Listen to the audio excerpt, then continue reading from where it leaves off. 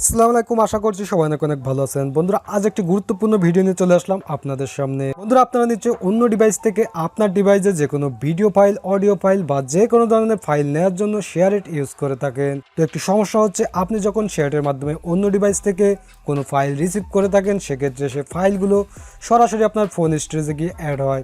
তো চলুন আজকে দেখিয়ে দিচ্ছি কীভাবে আপনারা শেয়ারইটের ফোন স্টোরেজ লোকেশন চেঞ্জ করবেন। কিভাবে আপনারা এসডি কার্ড সিলেক্ট করবেন।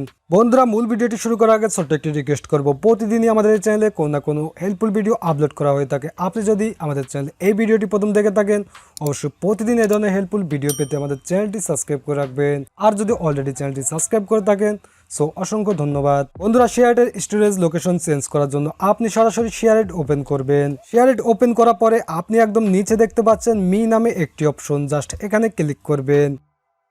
মি অপশনে ক্লিক করলে আপনাদের সামনে এই ট্যাবটি ওপেন হবে। তো আপনি একদম উপরে কর্নারে দেখতে পাচ্ছেন একটি সেটিংস আইকন, জাস্ট এই সেটিংসে ক্লিক করবেন।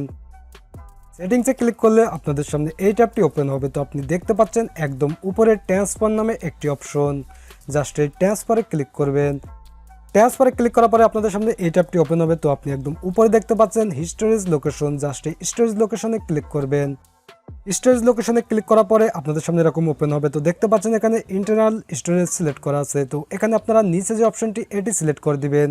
তো এখানে দেখতে পাচ্ছেন অ্যাজ ইউএসবি, তো আমি পেন ড্রাইভ ইউজ করে থাকি, সেজন্য ইউএসবি অপশন আসছে। তো আপনাদের মোবাইলে এসডি কার্ড অপশন আসবে। তো জাস্ট আপনারা নিচেরটি সিলেক্ট করে দিবেন।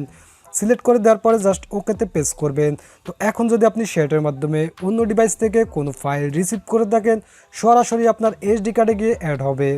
বন্ধুরা, ভিডিওটি ভালো লাগলে অবশ্যই একটি লাইক দিবেন। আপনি যদি এখন আমাদের চ্যানেলটি সাবস্ক্রাইব করে না থাকেন, প্রতিদিন এই ধরনের অ্যান্ড্রয়েড রিলেটেড ভিডিও পেতে অবশ্যই চ্যানেলটি সাবস্ক্রাইব করে রাখবেন। সো সবাই ভালো থাকবেন, সুস্থ থাকবেন। দেখা হচ্ছে পরবর্তী কোনো ভিডিওতে, ইনশাল্লাহ।